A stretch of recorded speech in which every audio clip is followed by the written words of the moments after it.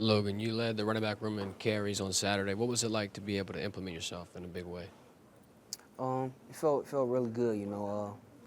I feel like all season, you know, as a running back room, you know, we compete every single day. You know, finally having an opportunity to affect the game in the run game was really, it felt really good, and it was really beneficial to the team at the end of the day.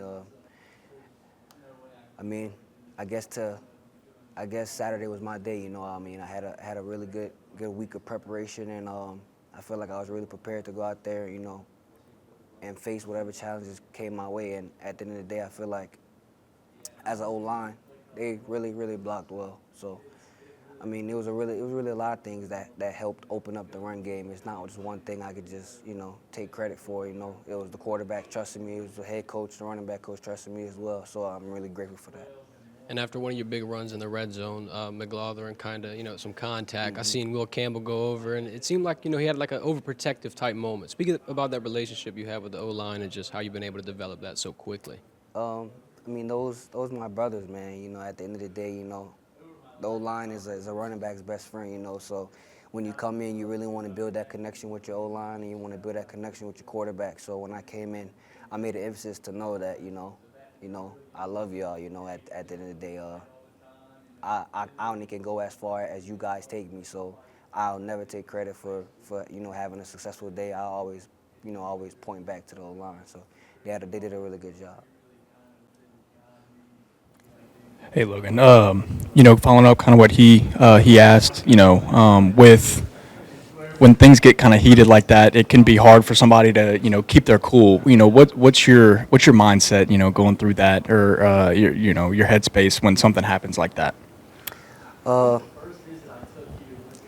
feel like I didn't been through the worst, you know. So I feel like, something as little as, maybe a hard time during a football game isn't that serious, and it really comes with a level of focus, at the end of the day. I go in every game and every play, I mean, it's lock in, focus, reset, forget. So everything, and it's just like a constant running clock, and it's the same thing every single play. So, I mean, during the heat of time, you just, you got to keep a level head, and at the end of the day, you got to be humble about everything, I feel like that's what really helps. You told us a few weeks ago that winning's hard, especially in the SEC. Y'all are 2-0 in conference play already. What's it like, how do y'all keep that momentum going, into the rest of the SEC schedule? I really want to say it's just motivation at the end of the day.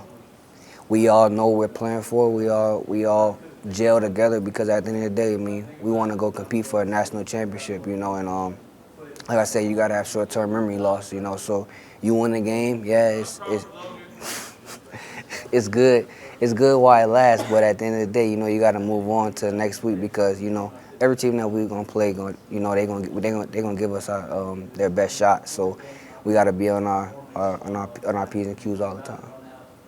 I don't know how much time you spent around Whit Weeks here. First time we've interviewed him, he just seems to have this contagious excitement, huh? Like he never has a bad day. Is that what he's like? One of those guys, freshman in college. He happy to be here at the end of the day, and getting to go out there and especially live your dream. I mean, what is there, not to be happy about? He's a high energy guy. Even the defense feeds off him, and that speaks a lot about him as a person. Freshman on defense, starting in the SEC, and then the guys around you are, gelling to you like you've been here forever. So that speaks a lot about him as a person. He's hit you a few times at practice? Not that I remember. Just curious what, if you ever scrimmaged against him, or what do you see out of him as a player, a young linebacker?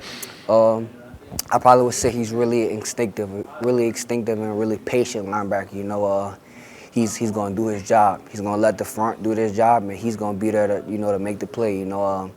The front, they do a lot of different stunts in games, and, he's in the right spot. He's one of those players that, he's going to go out there, he's going to do his job, and he's going to help others do their job as well. Every time Coach Kelly's asked, who's your lead running back, he always responds, we don't have a lead running back. It's whoever has the hot hand. What's it like competing in a running back room with this kind of depth, and how does that make you a better runner? I mean, it keeps you humble, man. It keeps you level-headed. In this game, it's easy to start feeling yourself. It's easy to get a big head at the end of the day. But having that kind of that push by the head coach, letting you know that you did good, but I still want more. You had a good day, but it's still not enough. That just makes you. It creates this fire inside of you. You just want to keep on going. You want to get better and better and better. So I feel like the whole running back room as a whole, I mean, they all take that personally. Logan had a good day, but at the end of the day, it's still my job to take. You know what I'm saying? And they go out there and they push me every day, and I go out there and I push them. So it really creates a great level of competition in your running back room.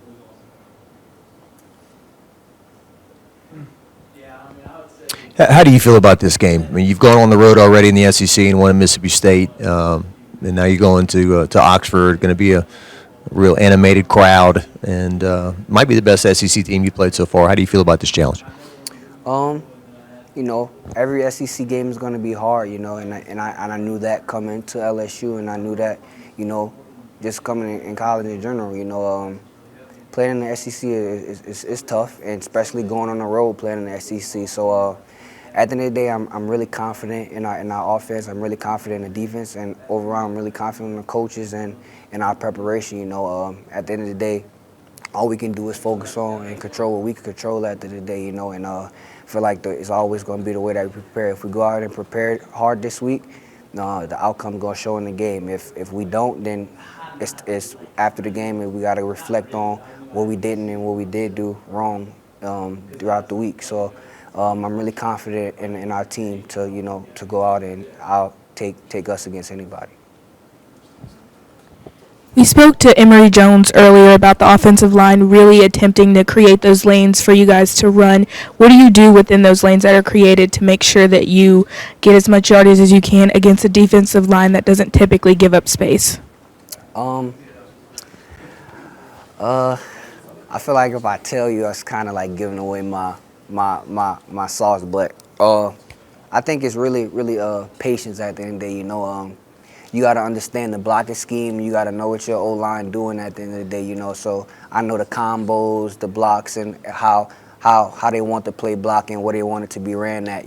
So I allow the O-line to do their job, and I wait for them and take my time, go through my reads and go through my progressions, and I hit it where it is, what they want it to be hit at. Or if you have to, create. I mean, that's the position that I play. You play running back. Sometimes you got to create and be a football player.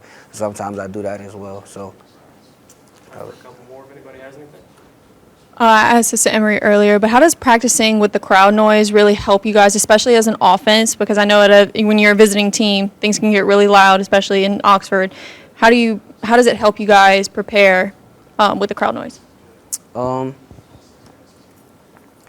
would say when we go out there, it's a different level of focus. Like when we played in Mississippi State, when we went into halftime, we were just thinking. We started talking as offense. It was like the cowbells were non-existent.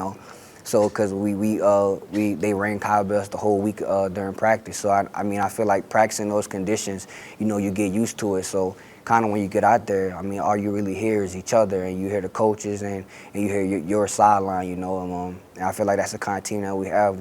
We have a bubble, and I feel like that reflects kind of who we are as a team. Good. Okay. All right. One more.